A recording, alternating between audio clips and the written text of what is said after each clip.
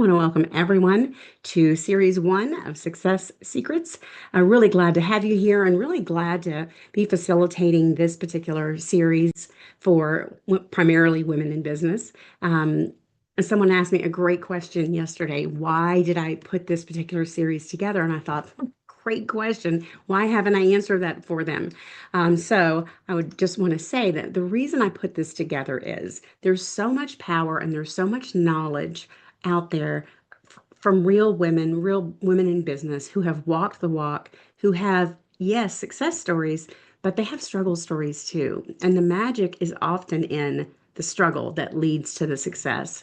So I picked a group of women who are very heart-centered, who are going to be real with you, be honest. This isn't all about coming on and talking about the highlight reel because that just doesn't really help you.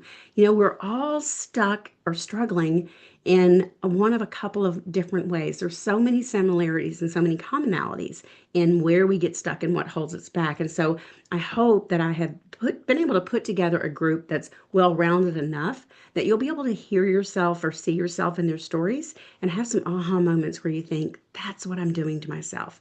Because this lack of success or lack of being where we want to be really kind of boils down to self-sabotage. And we do that in a number of ways. That's a whole nother topic, self-sabotaging. But that's why I put it together. And that's what I hope that you get from it. These women are volunteering their time. They're not paid to do this. They just wanted to come on and share what they've learned with a wider part of our industry, the direct selling industry, beyond their teams. And so that just tells you how heart-centered and how giving they are. So you've got 5 wonderful people to hear from after me, and that gives us a total of 6 weeks that we'll be talking about success. So that's why I created the workshop. I can't wait to introduce you to the other 5 speakers, and we have an event for each one of them, and we'll do bios and tell you more about them and where they came from after we get done here. But just really 5 really great leaders and so many great leaders and great people watching this series. The willingness to grow and the curiosity about growth is one of and truthfully, the secrets to success. So congratulations for you on taking time out, on being here and taking advantage of this growth opportunity that's just kind of been put before you. Thousands of people are not here, right? Because they couldn't find time, didn't have time, whatever. They didn't see the value in it. They're too busy being busy to maybe take a step back and sharpen their axe. So I hope to sharpen your axe a little bit today so that you can be more effective and more efficient in what you're doing. So that's why I created the series. And then I'll tell you a little bit about my own success journey and my struggle journey too. I grew up as a child very perfectionistic. I did not have a lot of support, and being wrong could be fatal. But being wrong was just one of the most difficult things, I guess. My father was a very perfectionistic too. He was brilliant in math. He was a brilliant musician. A lot of things came very easy to him. So it was very easy to disappoint him as a child. So I grew up believing that life was pass, fail, black, white, right, wrong. There was no gray in there for me. So I either succeeded, and if I didn't succeed, then of course I failed. I never understood until years later that in the middle is the learning, and that's where the lessons happen. Failure is the greatest teacher in the world. Success teaches you nothing. It's the failure where you learn what you're made of, what you can do, when you can push through. Um, every great lesson I've ever learned has been in the low moments. So as that perfectionistic child, believing that everything was either a pass or a fail, it held me back from a lot of things, trying a lot of new things. I remember in the 8th grade, I went to a very small private Catholic school. And so our 8th grade graduating class had, I don't know, 50 people in it. There was probably 25 girls. And everyone at the end of 7th grade tried out for 8th grade cheerleading. Everyone tried out, except for guess who? Me and a girl who was moving to another state. So we sat outside and watched everybody try out. Now, why didn't I try out? Because I was afraid I wouldn't make it. And then I would be embarrassed to be one of the few people that didn't make it, that wasn't picked. Um, And I didn't know, I wasn't conditioned to deal with failure at all because, again, no one, I didn't have a lot of great mentorship around me as a child. I had some great teachers, thank goodness, but not a lot of great mentorship. And so no one ever explained to me, Michelle, failing is fine. There is no fail. Trying, failing to try is a failure, right? But as long as you're trying, there's growth there. So try everything, even if you're bad at it, try it. Nobody said that to me. And so in my mind, I either knew that I could make that cheerleading squad or I wouldn't try at all. And I didn't try at all. And guess what? I ended up a motivational speaker. So the story obviously gets better from there. And it was interesting. Everyone who tried out made it or was an alternate. And the teachers later were like, why didn't you try out? You would have made it. Well, no one told me that, right? That would have been good information to have like yesterday or something. But that fear stopped me before I even got started. So there's one of the success secrets. Don't let fear stop you before you even start. And I see this so much in people. They procrastinate because they want the perfect plan, the perfect home event layout, the perfect speech, the perfect business card, the perfect whatever. And so they spend all of this time getting ready to get ready. And it's really just fear holding them back. So they waste all of that time that they could be learning and failing forward and growing and gaining ground trying to be perfect and get it right. And they do things like, well, I have to know everything about all of our products before I can say anything. I have to know everything in case someone asks me a question that I don't know the answer to. I don't know. Let me check on that for you. Is a perfectly permissible answer to any question anyone ever asks you. Oh, that's a great question. I hadn't thought of that. You know what? I'll look that up and get an answer for you and give you a call back. How's that? Right? Nobody died. The ground didn't and swallow me whole. Oh, I'm getting messages. Jennifer Hunsucker says, stepping on my toes already. So, yeah, if this is resonating with you, let me hear from you in the chat. This is a lot of us when we are raised to be people pleasers as women primarily, and a lot of us are raised to be perfectionistic. We're taught it in our school system to be quiet and organized, right? Otherwise, it would be anarchy. And some of our parents come from a very controlled and organized place, and we may be butterflies that just want to bounce around the room and have some fun. And that energy, you can build a huge business on energy and enthusiasm. It doesn't always have to be organized, but sometimes this organization, it really is a way for us to sabotage ourselves and let fear stop you before you even get started. So, an imperfect plan executed, it means a perfect plan that's never executed. So, take some action. If you're feeling stuck, this is probably why you're feeling stuck, is you're trying to make it better before you can get started. So that's what I learned from cheerleading. I also loved soccer as a child. It was one of my favorite sports I played during grade school. And in the seventh and eighth grade, it was deemed unladylike for girls to play sports. So there was no seventh or eighth grade girls' team. And of course, you couldn't play soccer with the boys. I mean, we might as well engage in mixed bathing, for goodness sake. So I didn't play soccer for 2 years. My family didn't have the money for me to be on a travel soccer team, and I didn't really have a lot of opportunity to play with my best friend's brothers in the backyard a little bit. But I, wasn't playing soccer a couple of games a week and a couple of practices a week. So I was so excited to get to high school where there was girls soccer. And the first couple of practices were really daunting. And what I realized was I had lost 2 years of really important time in physical conditioning and strength training. These girls all played travel soccer. So they had been practicing all of this time where I had been waiting. They had been practicing and playing the game. Oh, that just got to me. So it was also a very different game with sixth grade girls and ninth grade girls. These girls was mean, y'all. I'm not even kidding. They would body check you, they would trip you. And I'm like, oh my gosh, what is going on here? So not only was I physically behind, but I was kind of mentally behind in the game and how the game is played at a high school level because I hadn't been playing. So I went to a couple of practices, 3 or 4 practices. The running alone was killing me because they just run you to death in soccer because that's the whole sport basically is running and maybe you kick the ball from time to time. And I went to the coach and the girls were kind of aggressive, really aggressive. And so I didn't feel like I was clicking with anyone and just wasn't fitting in. And I went to the coach and I said, I think I'm going to quit. I'm not getting this. I'm too behind. The girls don't like me. So I'm just going to quit. So this thing that I loved just so much, I quit because I was afraid that I was failing at it. And instead of that coach saying, Michelle, you can do this. Look, you've been out of the game for a little bit. Let's put you on a running program. Let me, come a half hour early and let me do some drills with you and stuff. And that's what a coach should do. That's not what this coach did. He said, okay, fine. I learned, or as I look back on that, I realized that I could have absolutely played soccer. Instead, I let my struggle or it being difficult equal inability in my mind. And so because it was hard, I was incapable of doing it. But that was my takeaway was if it's hard, you're not capable of it. And actually the opposite is true. The things that are difficult for us at first, we can become great at. And they're some of the sweetest lessons and the sweetest skills that we ever learn because we had to struggle and work and fight to accomplish them, right? But the coach didn't teach me that. So then I got married and found direct sales, my first real direct selling company.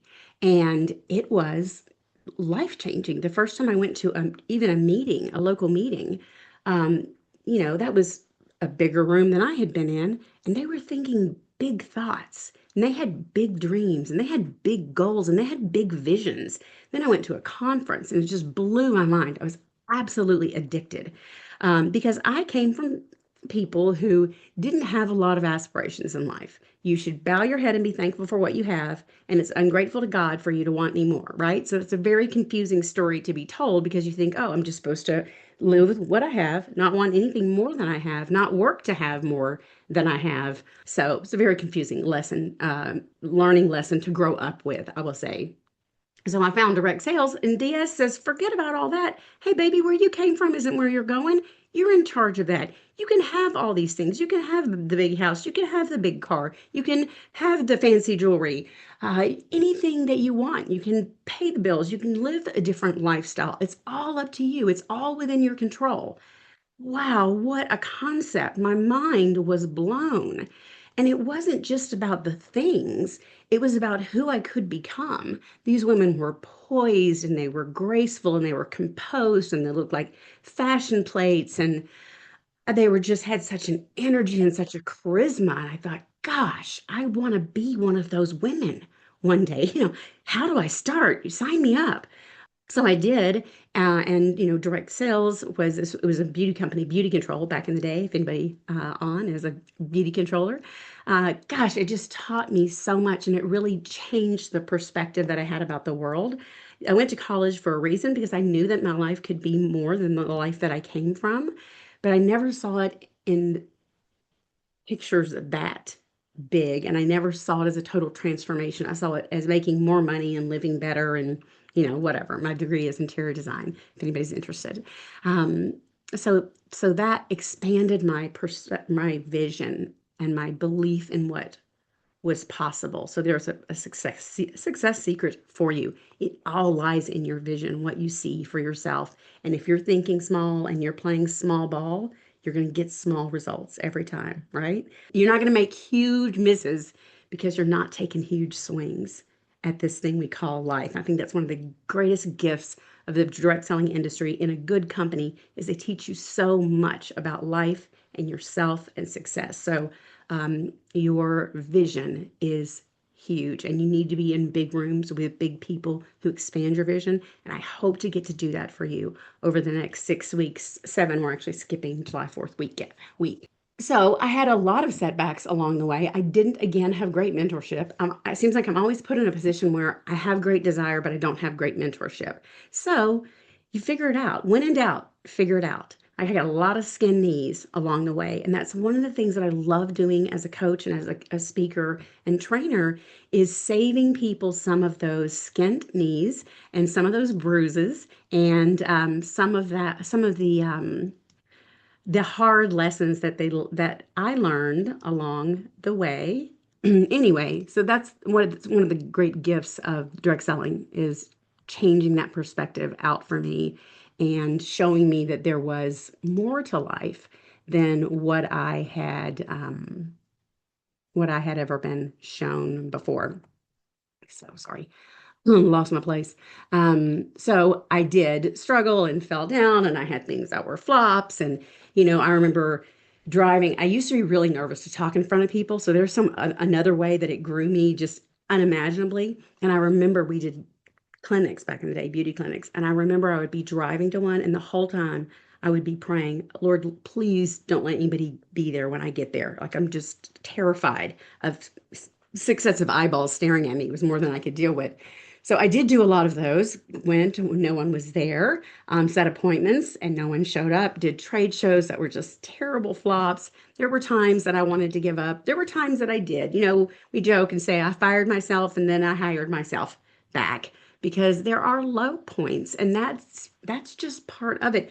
If you're not having frustrations, if you're not failing, you're not trying hard enough. You're not putting yourself in the path of failure. And when you do put yourself in the path of failure, the success comes as a result. It's like a reward for failing and standing up to that, looking at it and saying, okay, so everything didn't go to plan. What do I do now? Well, now I evaluate it. What worked? What didn't work? What could I have done differently? I'll be doing that after this series is over. What did I do? What worked? What resonated with people? What landed? What can I do differently next time? How do I get more people in the room next time? How do I help touch more lives next time? Do I need to change the lineup any, right? We evaluate everything, and that's how we get better, but we can't evaluate things if we don't ever take any action to begin with. So that's why we've got to try. Even if we're scared, we have to try anyway. Be afraid, be not, don't be afraid to fail. Be afraid not to try. And I think in my field career, really the first time I ever earned anything of significance is this London Blue Topaz. I don't know if you can make that out. But anyway, it was a recognition gift. It was a 60-day program. And I think this was, I don't know, like gift 4 out of 9 or something. There was also a pair of earrings and a necklace that I really, really wanted. I'd never earned anything like that from a major contest in my life. So I wasn't really sure that I could actually really do that. So I kind of created this concept of, my dream goal. That would have been the whole jewelry set. And then like my midline fallback would have been the ring and whatever else. I think it was the ring and the earrings were the second thing. But I won't settle for less was the ring. And when I started saying to myself, I won't settle for less than this, not I'm going to try this or I'm going to work on this or I hope I get this. I will not settle for less than this. When you make that commitment out loud, everybody's muted. I just want you to say that to yourself out loud. People will think you're crazy, but say, I will not settle for less than this. There's a power that you feel in your chest, isn't there? When you say that out loud, you can even feel a little bit shaky, like, ooh, I've never said that before. That's kind of scary. All right. No one's on video, so I don't know who really did it. But later, if you didn't do it now, say that. Say it loud. Go in your bathroom. Say it about 3 times. Your chest will start to vibrate. And think of something that you want in your business. It is powerful. So I did get this. Didn't get anything else, but I exceeded the goals to get this. So that was the first thing. So then the next thing, success is built on successes. We need the proof in the pudding to build on it, which is another thing. If you never go after anything hard, you're never going to get that conclusive evidence that, yes, I can do this. And if I can do this, I can do this probably, right? So we build on it. So the next one, I went all the way, earned all of the gifts and the trip too. Huh, how fun. I think I might have earned that trip from my husband and myself because I was like, I did that. I only have to do 4 times this to get there. I know what I'm doing. Now I know how to do it. So now my won't settle for less than was the trip the next time through. What I really wanted was the trip for my husband and I believe. I think that was the Doral golf trip, and he was a big golfer. But anyway, I won't settle for less. And that builds from small goals. And you can pick something small. If you're young in your business, you just started, you're struggling, you're making no money, then your won't settle for less is, if you're, I wish I was, I need to be making $500 a month. Okay, I won't settle for less than 250 or 150 or whatever. And guys, if you can't figure out how to get here from where you are, I'm offering you a free 30-minute, 45-minute, just a strategy call. Nothing breaks my heart more than people who are struggling, who want it so bad and they don't have the right mentorship around them. I have been there so many times. It's almost like God allowed me to have those experiences to make me a better coach so that I had that experience so that I never want anyone to have that experience. So if you're frustrated, take me up on this call. There's no catch to it. I'm not going to try and talk you into anything. This is my gift to you for all the times that I didn't have the mentorship that I needed.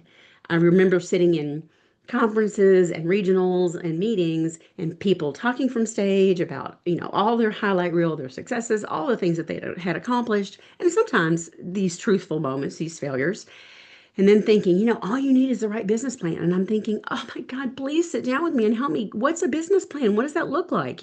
So I'd be sitting in the audience so frustrated, thinking, gosh, if I could just talk to them for 15 minutes and ask them about this business plan, everything would change for me, right? So I don't ever want anyone to sit through anything that I'm a part of and be frustrated and think, gosh, if I could only have 20 minutes to understand this plan or whatever. Honey, you've got the 20 minutes. Take me up on it. All right. So this was the first real thing that I ever earned, and it helped me go on to earn all kinds of other things. We don't win things in direct sales. We bust our butts for them, y'all. Um, and there's still failures along the way. I remember a clinic, a party or whatever that I did that I drove like an hour and a half away. I had to pay a babysitter for it. I got there. It was terrible. I made 35 whole dollars, right? How frustrating. You can imagine my frustration. All this for $35. It doesn't even cover the, gas and the babysitter. Well, then I locked my keys in my car. Guess how much the locksmith was? $35. Yeah, y'all got it. It's right. So you have times like that where you think, forget it, man. This is not worth it. I can't do this anymore. I'm just going to go get a real job, right? Like everybody else says. Here's the thing. I was booked up. I went and did the next one. The next one was $1,200. You're going to have lousy events. You're going to have lousy one-on-ones. You're going to have lousy open houses. Things aren't going to always go to plan. What'd you learn? What I learned with that $35 one was that my hostess was very young. I needed to have been more involved in her planning process. Um, and I really should have ensured that she had the 4 outside orders. That's what I always requested people to do. And then I wouldn't have had like a net event where I had to pay for a babysitter and gas. So even when we lose, we win because we learn the lesson, and the lessons are what build your success and your greatness. And no matter how much you win and how much you learn, we all still struggle with the fear of failure, no matter what. I still to this day do it. I get a little anxious. I spoke for a group kind of out of my wheelhouse a couple of weeks ago, and I was really nervous that everything wouldn't transfer over to them. They manufacture car washes. What do I know about car washes? Nothing. But sales is sales is sales. I put my Michelle Archer hat on and I went and did it, and it was really great. So, and I learned those lessons from this industry.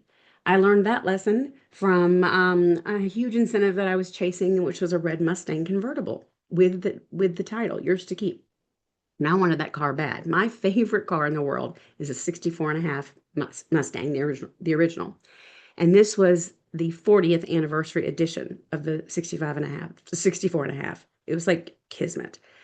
So I was really, really excited about it. I told my liaison at corporate all about it. And he's like, oh, we've got a regional meeting coming up. You got to talk about this Mustang program. And I'm like, oh, I'd love to. I'm so excited. And we hung up the phone and I'm like, I'm so honored to be asked. I'm so excited about that. That car, and this was my attitude, that car is mine. My car is sitting in a parking lot somewhere. All I have to do is go claim it. Whatever you want in your life, in your business, it's waiting for you in a parking lot somewhere or at a store or whatever. It's yours. Your name is on it. You just have to go and get it. So I'm really fired up to talk about this to this group. And then it occurs to me, oh my gosh, Michelle, you're going to have to get up in front of a group of your peers, people that you respect and admire and worship. And you're going to say to them, I'm earning the Mustang, guys. I'm going to be the first person in the state of Tennessee to get one, right? Then the panic started. And then I'm thinking, oh my God, how do I get out of this? Like, I can't do this. What if I don't get it? Everyone will know that I didn't get it because I will have been at this big regional meeting saying how I was going to get it and, just tail spinning. So I thought, oh, okay, I got to calm down. And I went in the bathroom, splashed some water on my face, and I'm just kind of looking in the mirror like this, and I'm drying my face, and I've got tears in my eyes, and I caught sight of myself, and I looked at myself in the mirror, and I said, "Oh my gosh, you are worse than a failure. You're a chicken. That's worse than any failure that you could ever have. Is the failure to try to chicken out on something. How many people are offered this opportunity?" So anyway, that car still sits in my driveway. But that was the lesson that I learned is that regret is the real failure. Not having ever gone for that, not ever having that experience, not ever having shown my daughter that experience and the team and other people that yes, you can get this. Yours is sitting there. This has your name on it. Now go, let's go get it, right? Kind of fun to get horribly uncomfortable. There's a success secret for you.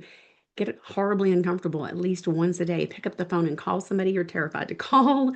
Reach out to someone that you're terrified to reach out to. Send a private message, whatever scares you. Um, Start doing that.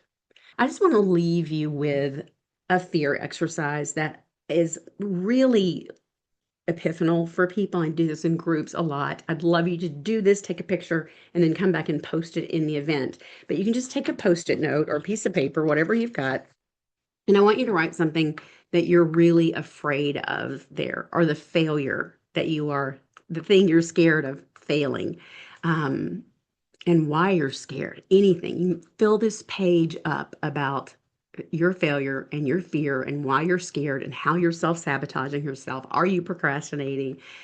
And then I want you to take this outside and just set it on fire safely and just watch it burn. And when you watch all of those words that are holding you back, when you watch the fire, just gobble them up and then they're nothing but ash. It's absolutely liberating for you. And this is an exercise I do all the time. You're never cured, right? We always have things that scare us because we're always playing at a higher level. If we hit this level where everything's smooth and even and we just stay here, what are we doing? We're existing in our comfort zone. We're not growing there at all. So we should be constantly challenged and fearful and scared of failing at something when we're doing bigger things. So I really, really encourage you to spend some time doing that. Don't be surprised if you cry because you're going to let this go. It's a great way to let things go that are holding you back. And then really do post a picture of it on fire. We don't have to see your words back in the event that we're using for this session 1. So that's pretty much what I had to share with y'all. I'll take a few questions. I do want to remind you about discovery calls. You can just send me a message and say, hey, I want one of these calls. I'm stuck. I need a business plan. I can't figure out how to get in front of people. I can't figure out how to get started. I don't even know what that looks like. And we'll just talk through it because I don't want you to walk away thinking, gosh, I really wish she talked about that more. So take me up on that. You can email me, you can message me, you can say in the group, hey, Michelle Archer, I want one of those. And we'll find some time on the calendar, about 30 minutes, usually just a phone call. And then we have got 5 other amazing speakers coming up for you that are going to share their success secrets and some of their struggles, the lowlights, and what they learned and what they have learned on their journey to success. And I think we're never done with that. So I'll be introducing all of those ladies this afternoon in the event. But we have Paula, we have Jessica, we have Shalene, we have Jessie, and I knew I shouldn't have done this because Valerie. Okay, that's who we have coming up for you. So then I'll just pause and we'll take a little Q&A. If anybody has those, you can drop them in the Q&A block, or you can unmute yourself and ask. I think I will go ahead and stop the recording at this point so it doesn't get too long and boring for people. So the recording ends now, but we'll do a little Q&A.